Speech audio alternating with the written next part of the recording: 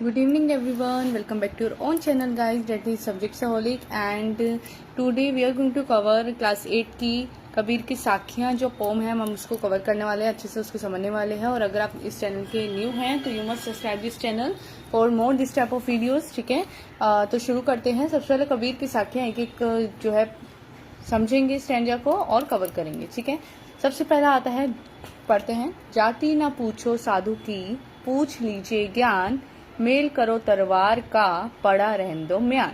ठीक है, सबसे पहले हम बात कर लेते हैं जाति ना पूछो साधु की। यहाँ पे जो साधु वर्ड है आपका वो रिप्रेजेंट किया गया है, वो क्या व्यक्त कर रहा है, तो वो व्यक्त कर रहा है आपको एक साधारण व्यक्ति को, या आप कोई सज्जन पुरुष, एक रिस्पेक्टेड पर्सन की आप बात कर सकते हो, वो यहाँ पर बात कर रहे हैं कबीर जी। और क्या कह रहे हैं, जाति ना पूछो साधु की, यानी कि जो सज्जन पुरुष है, साधु जी है, उनकी क्या नहीं पूछनी चाहिए, जाति नहीं पूछनी चाहिए।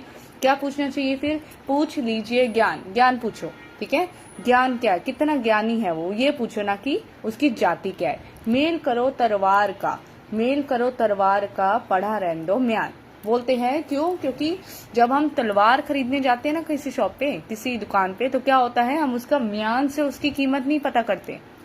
हम उसका म्यान देखकर ये नहीं कहते कि उसकी कीमत क्या होगी, हम उसकी धार देखते हैं, उसका शार्पनेस देखते हैं, वो कितनी ज्यादा तेज है ना। तो उसके उस पर डिपेंड होती है कि उसका क्या महत्व होगा, प्राइस होगा बेसिकली।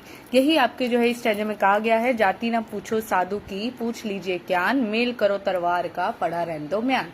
साधु, साधु या सज्जन आप बोल सकते हो, रिस्पेक्टेड पर्सन। ज्ञान आपका जानकारी हो गया। ठीक है, मेल का मतलब होता है खरीदना। ठीक है, मेल करो मतलब खरीदना तलवार को, तलवार तलवार है, रहन को बोल रहे हैं रहने, और म्यान का मतलब है जिसमें आपकी तलवार रखी जाती है। ठीक है जी, व्याख्या एक बार पढ़ लेते हैं। इसमें कबीरदास जी कहते हैं कि हमें सज्जन पुरुष से उसकी जाति कभी नहीं पूछनी चाहिए, पर पूछना चाहिए तो क्या, उसका ज्ञान देखना चाहिए। कहना क्या चाह रहे एक्चुअल में, मनुष्य को उसकी जाति के आधार पर हमें कभी भी नहीं परखना चाहिए। अगर हमें उसे आइडेंटिफाई करना है, उसे परखना है, तो हमें किस बेस पर परखना चाहिए, उसकी किस पर परखना चाहिए, ज्ञान पर। बिल्कुल, क्यों, क्योंकि जब हम तलवार खरीदने, एग्जाम्पल यहाँ पर उदाहरण दिया जा रहा है, क्योंकि हम तलवार खरीदने में जब जाते हैं ना दुकान में, तो उसकी कीमत हम म्यान देखकर नहीं लगाते, बल्कि उसकी कीमत हम कैसे लगाते हैं, आप बताइए, धार से लगाते हैं, वो कितना तेज है।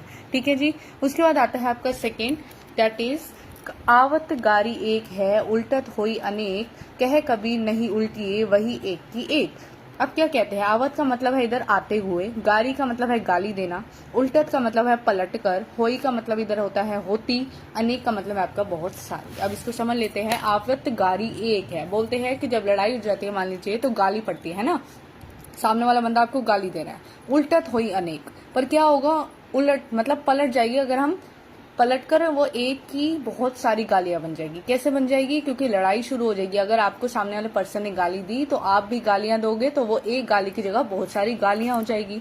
यह कहे कबीर नहीं उल्टी है, तो कबीर जी कहते हैं कि हमें कभी भी गाली वापिस नहीं देनी चाहिए, और अगर हम गाली नहीं देंगे वापिस उस पर्सन को, वही एक की एक, तो वो जो गाली है वो एक की एक धरी रह जाएगी और लड़ाई भी खत्म हो जाएगी। समझे बात।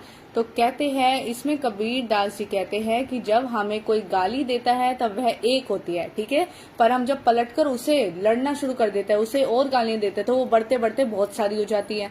इसलिए कहते हैं कि जब हम उसके गाली पर ध्यान ही नहीं देंगे, उसको छोड़ देंगे, उसे क्या करेंगे, तो इग्नोर मारेंगे, तो वो वही लड़ाई समाप्त हो जाएगी, अर्थात वो एक गाली एक ही रह जाएगी, वो अनेक में परिवर्तित नहीं होगी।